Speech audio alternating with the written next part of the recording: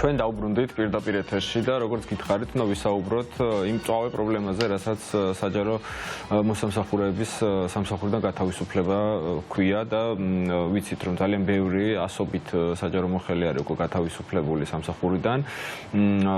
ვიცით, რა ცვლილებები შეიტანეს კანონში ჰქონდა ამაზე ცალკე გადაცემა, იგივე ადმინისტრაციული ხელშეკრულების გაფორმება დეპარტამენტის უფროსებსა და მაღალი თანამდებობის პირების მიმართ მათ უფრო მარტივად გაუმარტივდეთ, ასე ვთქვათ, სამსახურიდან გაშვება ამ ადამიანების, მაგრამ ის ადამიანები, რომლებიც გაათავისუფლეს სამსახურიდან არ ეპოებიან ამას, აფუძნებენ დამოუკიდებელ პროფკავშირებს იმისათვის, რომ დაიცვან ეს ადამიანები და დღეს გიგა სოფრომაძე ყავს, რომელიც საჯარო მოსამსახურეთა დამოუკიდებელი პროფესიული კავშირის თანადამფუძნებელია და მერიის ყოფილი თანამშრომელი. მოგესალმებით, მადლობა რომ დღეს ჩვენთან და ერთ დავამატებ სანდრო ამ პროფესიულ კავშირებთან დაკავშირებით, რომ ძალიან მნიშვნელოვანი არის დღეს მათი ასე ვთქვათ სიმრავლე, იმიტომ რომ რეალურად ისინი ძალიან დიდ ძალას წარმოადგენენ ამ კრიზისის უმეც მაგამის გამოცდილება, იმიტომ რომ როდესაც თეატრში პრობლემები იყო, მანამდე სანამ ეს საპროტესტო აქციები რაღაცა იქ ასე ვთქვათ სამსახურეობრივ მოვალეობებთან დაკავშირებით, შრომით ხელშეკრულებებთან დაკავშირებით ძალიან დაგვეხმარა მაშინ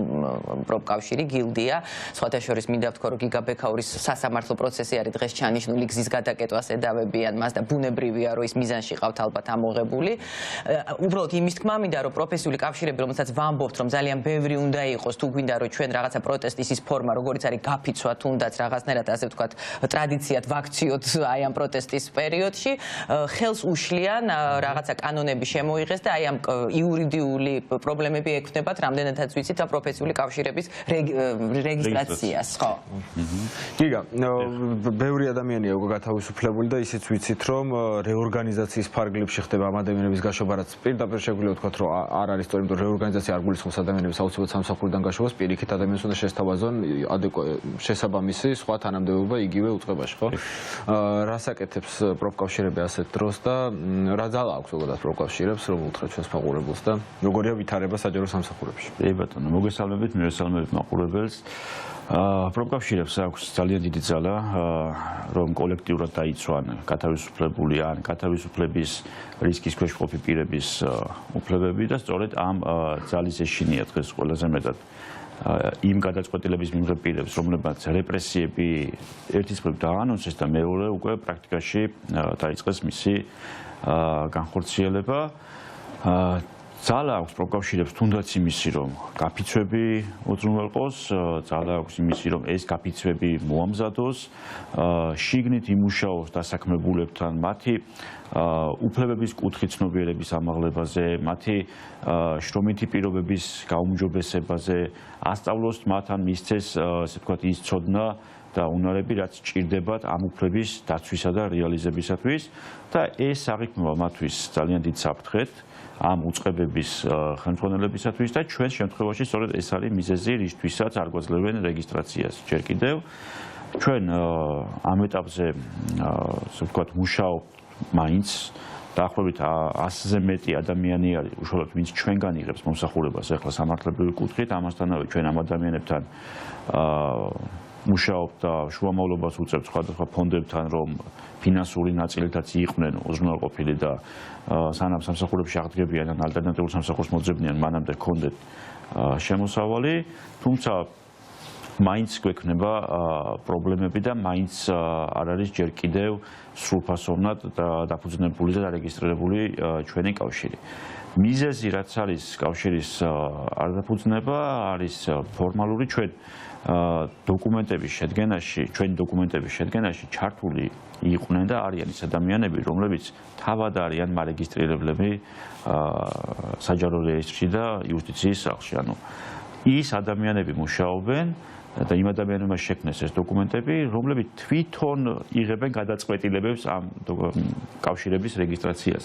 ამასთანავე ჩვენ ბოლო პერიოდში დაფუძნებული რამდენიმე პროფესიული კავშირის დოკუმენტებსაც გავეცანით, ზუსტად ანალოგიურად ჩვენი დოკუმენტებიც მოვამზადეთ, მაგრამ ჩვენთან მოითხოვეს დამატებით ისეთი ცნობებისა და დოკუმენტების წარდგენა, რომელიც სხვა შემთხვევაში არ იყო მოთხოვნილი და კანონითაც აღარ ხდებოდა მისი მოთხოვნა. თუმცა ჩვენ ვიყავით იძულებული წარგვედგინა ეს დოკუმენტი, იმიტომ რომ არ წარდგენის შემთხვევაში მოხდებოდა წარმოების შეჩერება, წარმოადგინეთ დოკუმენტები და უკვე აი ამ დოკუმენტების შინაარსში დაიწყეს შესვლა, ეს პუნქტი იმ პუნქტს არ ემთხვევა და ასე შემდეგ, ფორმალური საფუძვლებით 27 იანვარს თავიდან შევიტანეთ საერთოდ დოკუმენტები და მათ შორის იმ სტატუტების და ფურცლების ჩათვლით, რაც მანამდე იყო მოთხოვნილი.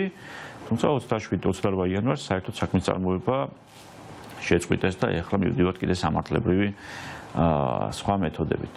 რაც მინდა ხაზგასმით უთხრა ამ არეგისტრირებულ ორგანოებს და გადაწყვეტილების მიმღებ პირებს არის ის, რომ უბრალოდ თვითონაც იციან, რომ ჩვენ ვიცით ვინ არიან ეს ადამიანები, ვიცით მათი წარსული ცხოვრება როგორი იყო, ვიცით სამსახურში მათი მუშაობის სტილი და პრინციპი როგორი იყო და რა ღირებულებებით ეკიდებოდნენ სხვადასხვა საკითხებს. ზუსტად ვიცით ეს დოკუმენტები სად დევს, ვისთან დევს, რომელ მონაკვეთში ვინ ეცნობა მას და ასე შემდეგ და უბრალოდ არ გვინდა რომ ყველაფერზე დავიწყოთ ღიად საუბარი, იმიტომ რომ დღეს ბევრად დიდი პრობლემები არის ჩვენ საზოგადოებაში. ვიდრე ამ ცალკეული პირების ბიოგრაფიებისა და საქმეების განხილვა არის, მაგრამ თუ იძულებული გავხდებით, რომ ჩვენ ამაზე მოგვიწიოს საუბარი, რა თქმა უნდა, ამას ვიტყვით და საზოგადოებას და განსაკუთრებით საჯარო სამსახურში დასაქმებულ პირებს მივაწვდით ინფორმაციას, ვინ არიან ეს ადამიანები, რომლებიც მათ გაერთიანებას და მათი დაცვის მექანიზმის შექმნას უშლიან ხელს. იმიტომ რომ ის კანონი ეხლა რაც მიიღეს, ცვლილებებია კანონში საჯარო სამსახურის შესახებ, ფაქტობრივად რეორგანიზაციას ხო ამარტივებს, მაგრამ აი თქვენ თქვით წეგან რომ რეორგანიზაციის დროს არ ხდება მაინც და მაინც გათავისუფლება ადამიანის და შეიძლება ალტერნატივით არ უნდა ხდებოდეს, უკვე ხდება. ვიცი, ხო, და ერთი ძალიან მავნე ჩანაწერი გაკეთდა კიდევ, რომ იმ შემთხვევაში თუ სასამართლო გათავისუფლებულ ადამიანს აღადგენს, პროსტორად გაამართლებს და ეტყვის, რომ შენ გაგათავისუფლეს უსაფუძვლოდ და არაკანონიერად, სამსახური აღარ იქნება ვალდებული რომ განაცვლელად დააბრუნოს პოზიციაზე. კი. ანუ სამსახურიდან წარმოგიდგენთ ნებისმიერი მიზეზით გაგიშვებენ, უბრალოდ გაგიშვებენ სამსახურიდან. გაგამართლებენ, მაგრამ იქ დაბრუნება აღარ აქვს მნიშვნელობა სასამართლო გაგამართლებს თუ არ გაგამართლებს, სამსახურში უკან ვეღარ დაბრუნდები და ეს არის ახლა ძირითადი. მართალი ხარ, უკან გამოგიშვეს სამსახურიდან, მაგრამ სამსახურში ხო, კი, გამოგიშვეს, მაგრამ უკან პოზიციაზე ვეღარ დაბრუნდები, იმიტომ რომ კანონი მიგდებს რომ მაგის მოთხოვნას. შეიძლება არც იყოს სხვა, მაგრამ არ დაგაბრუნდეს. საფუძველზე არის ეს თქვა აი რატო ხდება ეს? შეიძლება რაც შეიტანეს აი საჯარო სამსახურის შესახებ კანონში და ამის საფუძველი და მოტივი და მიზეზი იყო საჯარო მოხელეების პროტესტი. ჩემმა წინა გამოსვლება თქვა რომ რამდენიმე ასეული, რამდენიმე 1000 ადამიანი, 3000 ადამიანზე მეტი არის ჯამურად. მე ვთქვი რამდენიმე ასეული და ხო არ ვიცოდი ამდენი თუ იყო. რამდენი 3000-ზე მეტი ადამიანია, ვინც ღიად დააფიქსირა ეს პოზიცია. რა პერიოდი? რამდენი პოზიცია? მე ვამბობ 100 ადამიანია გამოშვებული უკვე. ეხლა ჩვენ 100-ზე მეტ ადამიანს უწევთ პირადად მომსახურებას, თუმცა არიან კიდევ ორგანიზაციები, სადაც მიმართვა აქვს გაკეთებული ამ ადამიანებს ჩვენთან ჯერ კიდევ არ არიან რეგისტრირებული. დაახლოებით 200-დან 250 ადამიანამდე არის ახლა გათავისუფლებული ამ ეტაპზე, თუმცა გამოცხადებული არის რეორგანიზაციები, რომელიც 1 თებერვლიდან 1 მარტის შუალედში დასრულდება და აი ამას მოყვება უკვე მასობრივი წმენდები.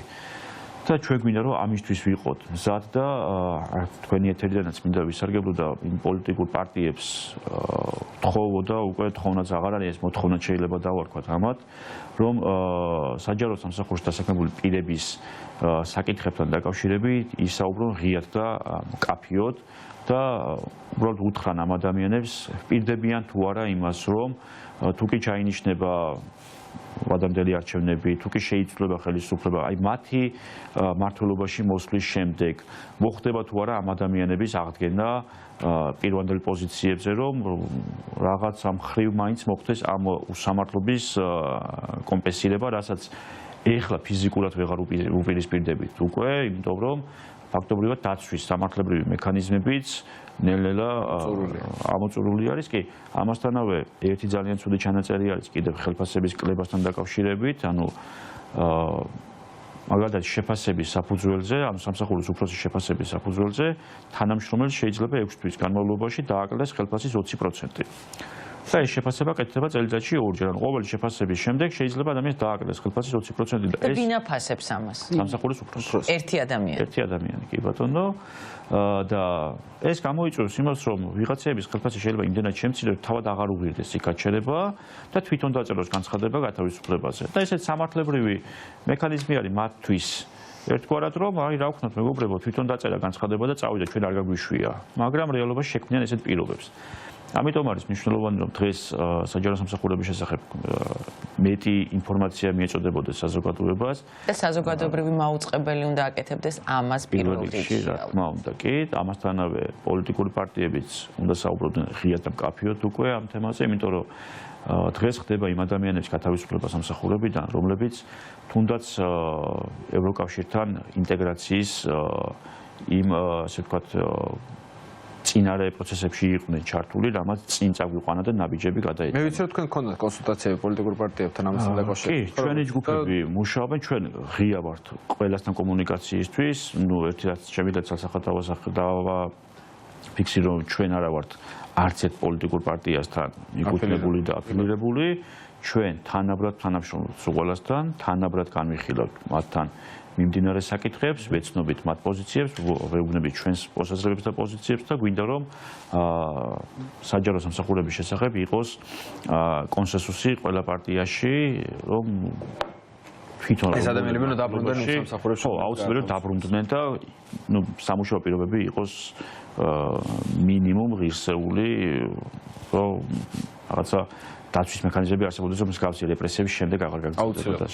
ძალიან დიდი მადლობა წარმატებებს გისურვებთ. სანდრო, ხა რას ვფიქრობდით? უკაცრავად შეგაწყვეტინე, გამახსენდა რამდენი შარშან იყო თუ შარშანწინ კულტურის სამინისტროდან, როდესაც დაიწყო თანამშრომლების, ანუ კულტურის სამინისტროს გადაწყვეტილებით, როდესაც დაიწყეს მუზეუმებიდან ხალხის გათავისუფლება და მთელი ამ ხნის განმავლობაში რამდენი ადამიანი ყავდა აქ მოყვანილი, ვინც გაათავისუფლეს სამსახურიდან, რამდენი ადამიანი ვისი უფლებების დარღვეული იყო, რამდენი ადამიანი ვინც ნაცემი და ნაწამები იყო, მათი ახლობლები, მათი მშობლები და მოკლედ ამ რეჟიმის მიერ შევიწროვებული და გულნატკენი უამრავი ადამიანი. აი ჩემი აქ მოღვაწეობის მესამე წელი დაიწყო. ხალხი 30 წელი მუშაობდა მუზეუმში და ადგეს და უბრალოდ ქავდომა მინისტრმა სიაწულკენმა გაათავისუფლა.